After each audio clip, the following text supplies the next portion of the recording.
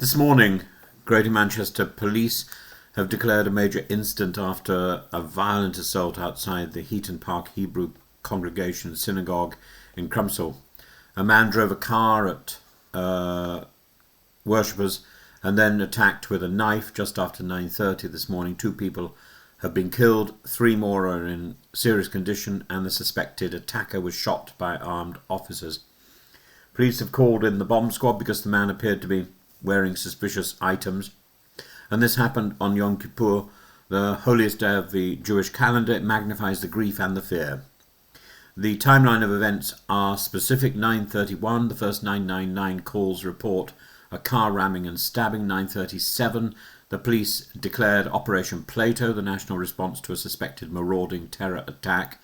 9:38, the firearms officers shoot the suspect when he refuses to stand down and tries to get back up after warnings. 9:41, paramedics arrive to treat victims of both vehicle impact and knife wounds, and a controlled explosion is heard as a bomb disposal unit checked the suspect's body and belongings. People inside the synagogue were held in place until the area was safe, then evacuated. The swift police action almost certainly prevented further bloodshed inside the packed synagogue.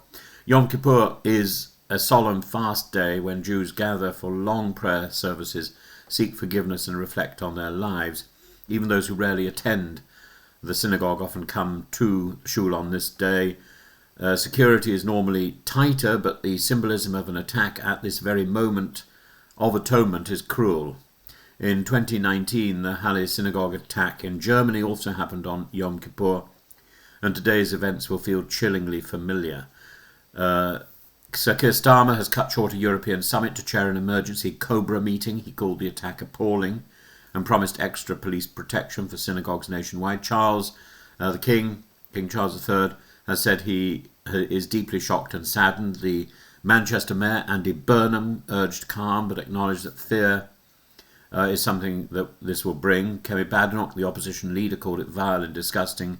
The Community Security Trust, the CST, which works closely with the police to bring protection to Jewish sites, has been on high alert and was present at the cordon. Police are treating this as a terrorist attack. Operation Plato was triggered because the suspect seemed to be armed and potentially explosive. Britain's Jewish community, the largest outside London, is in Manchester and has faced rising anti-Semitic threats in recent years. Often inflamed by global tensions, attacks on synagogues abroad have shown how quickly an individual with a car or a knife can become lethal. And one of those killed is reported to have been a security guard protecting worshippers. The other victim has not been formally named. 3 more are in serious condition.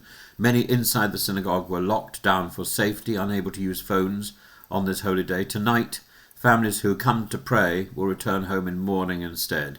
This tragedy tests Britain's resolve to protect religious minorities. Jewish people have long been woven into our country's civic life, yet now feel vulnerable. From online hate to physical attacks, extra police patrols, while necessary, are not enough. Communities need visible solidarity, intelligence-led security, and clear political language, rejecting anti-Semitism without equivocation.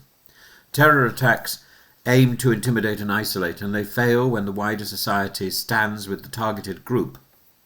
Manchester, a city scarred but resilient after the 2017 arena bombing, knows how to mourn and to reject hatred. Faith leaders across tradition should speak together today.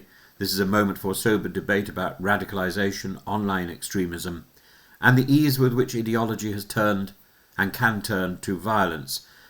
2 worshippers have lost their lives on a day meant for repentance and renewal. The Jewish prayer of the dead, the Kaddish, speaks of magnifying and sanctifying God's name even in sorrow. Britain must answer with its own civic version of that prayer, to protect, to remember, and to refuse fear.